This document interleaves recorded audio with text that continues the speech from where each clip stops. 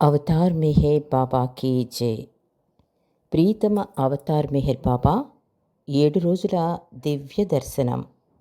బాబా అన్నారు, నేను పడుకునే దర్శనమిస్తాను అన్నారు మెహర్ బాబా. అంతేకాకుండా తన ప్రేమికులు తనను దూరం నుండి కూడా చూడగలిగేలా తన తల ఎత్తబడి ఉంటుందని కూడా ఆయన ప్రస్తావించారు.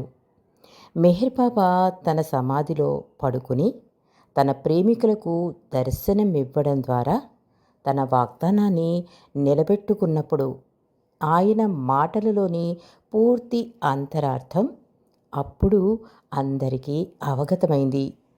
ఈ విధంగా మెహర్ బాబా 7 రోజుల పాటు తెరిచియున్న తన సమాధిలో ఉన్నారు.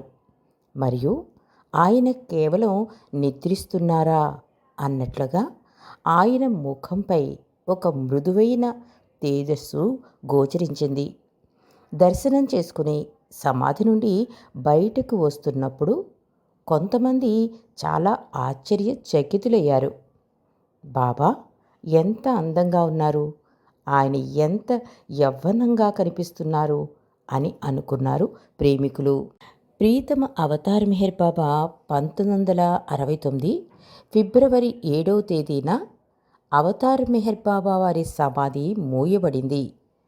1969 జనవరి 31 నుండి 1969 ఫిబ్రవరి 7 వరకు ఆయన పవిత్ర మహిమాన్వితమైన భగవంతుని భౌతిక శరీరం సమాధిలో 7 రోజులు ప్రజల సందర్శనార్థం ఉంచడం జరిగింది. ఈ 7 రోజులు ఆ దివ్యమైన శరీరం నిత్య నూతనంగా ఉంది. అయితే ఆ 7 రోజుల్లో ప్రపంచంలో అనేక చోట్ల అనూహ్యమైన సంఘటనలు జరిగాయి. అవేమిటంటే మక్కా చరిత్రలో ఎన్నడూ లేనంతగా కుండపోత వర్షం కురిసింది.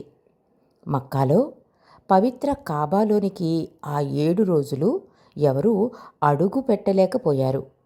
అంతటి వర్షం అంతకుముందు లేక ఆ తర్వాత కురవలేదు.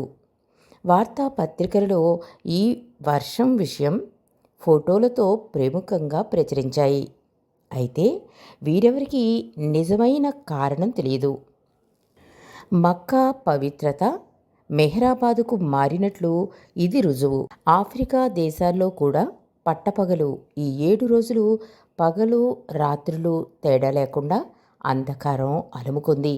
ఇలా ఈ 7 రోజుల్లో మెహర్ ప్రేమికులకు కూడా తమ ఇళ్లలోనే మెహర్ బాబా వారి దర్శనం జరిగింది.